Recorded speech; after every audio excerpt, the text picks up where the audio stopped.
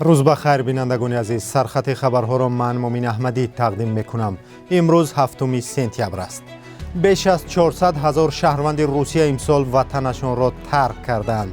مقامات بدخشان گفتند برای پیشگیری از سیل خرابی آور در روشان تلاش دارند. سازمان ملل متحد از وضع ناخوب آسیب دیدگان سیل در پاکستان هشدار داد. مقامات اعتراف کردند که لباسهای مکتب بچگان بی‌صفت است. این و دیگر خبرها در ادامه برنامه.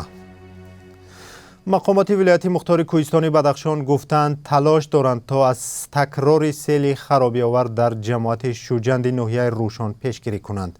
رسانه‌های رسمی خبر دادند که علیشیر میرزان‌آباد رئیس ولایت روز 6 سپتامبر به مقامات محلی دستور داده است تا کار ساحل بندی را جدی بگیرند و از خطر دوباره تکرار شدن حادثه جلوگیری نمایند.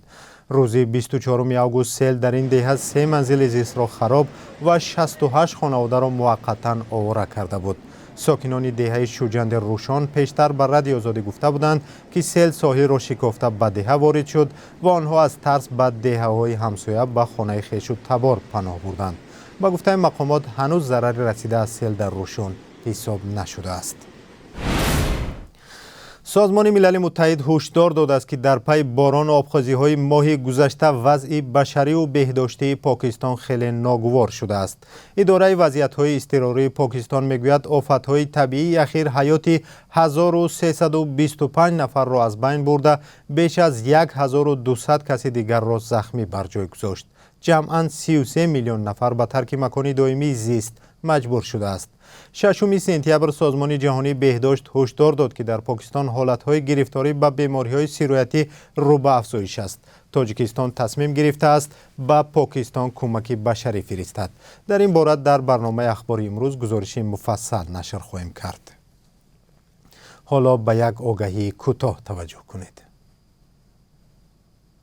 بیننده گرامی، ساعت پخش برنامه‌های تلویزیونی رادیوی آزادی از روز 1 اکتبر تغییر می‌یابد. از آن روز به بعد برنامه سرخط رویدادها ساعت 16 به وقت دوشنبه و ساعت 14 به وقت مسکو آغاز می‌یابد. لطفاً یادداشت کنید و به دوستانتان هم برسانید و با رادیوی آزادی بمانید.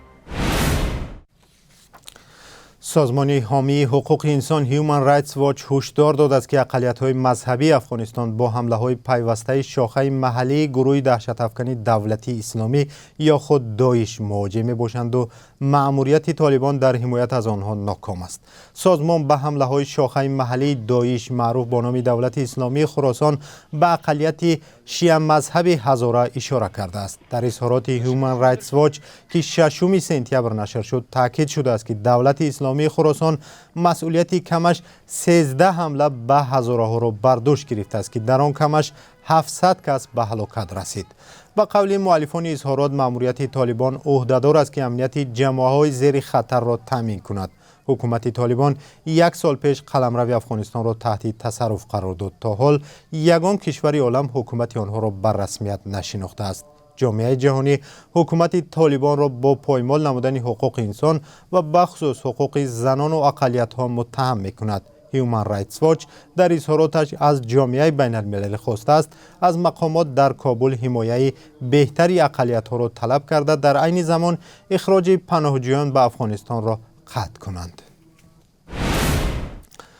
آژانس آمار روسیه خبر داده است که از اول سال روان بیش از 400,000 نفر این کشور را ترک کردند. این در مقایسه به همین دوره سال گذشته 200,000 بیشتر بوده است. این آژانس در حساب خود گفته است که اکثر شهروندان روسیه به اوکراین، تاجیکستان، ارمنستان، قزاقستان و قرقیزستان رفتند. از 368,000 شهروند روسیه که به کشورهای پسا شوروی رفتند، 74,000 نفرشان تاکنون به وطن برنگشتند. از 50,000 نفر دیگری که به کشورهای غربی سفر کردند، تنها 27,000 آنها به وطن برگشتند. به نوشته این آژانس تقریبا اهالی روسیه 5 میلیون در نسبت به سال گذشته کم شده است. پس از آغاز جنگ روسیه با اوکراین نسبت به این کشور تحریم جاری شد و صدها شرکت خارجی روسیه را ترک کردند. آمارها نشان دادند که پس از جنگ تعداد شهروندان روسیه که کشور را ترک می‌کنند افزوده است. آژانسی تاجیک استاندارد اعتراف کرده است که صفت لباس‌های مکتبی در تاجیکستان پست است. از این پیش صدها والدین از صفت پست لباس‌های مکتبی شکایت کرده بودند. سهراب اشورزاده، یک مسئول این نهاد، در صحبت با نشریه جمهوریت گفته است تحقیق کردند و معلوم شده است که شرکت‌ها نرخ را برای لباسدوزی از خارج می‌آورند که ترکیبشان نامعلوم بوده به صفت هستند. و گفته او لباس مکتبی طبق معیار باید 35% از نخ صنعی و 65% از نخ طبیعی یعنی پخته دوخته شود. امسال شرکت‌ها برای 1,400,000 خواننده مکتب‌ها لباس مکتبی دوختند. در تاجیکستان پوشیدن لباس یگانه مکتبی برای خوانندگان حتمی دانسته می‌شود. والدان از این پیش شکایت کرده بودند که در مکتب‌ها آنها را مجبور می‌کنند که از شرکت‌های معین لباس خرند و آنها را نمی‌گذارند که به فرزندانشان لباس درست خریداری کنند.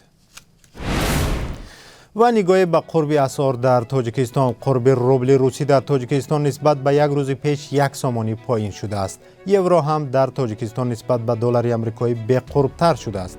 بانک ملی تاجیکستان برای 7 سپتامبر قرب 1000 روبل روسی را 164 سامانی و 50 درم، 1 دلار آمریکایی را 10 سامانی و 24 درم و 1 یورو را 10 سامانی و 11 درم مقرر کرده است.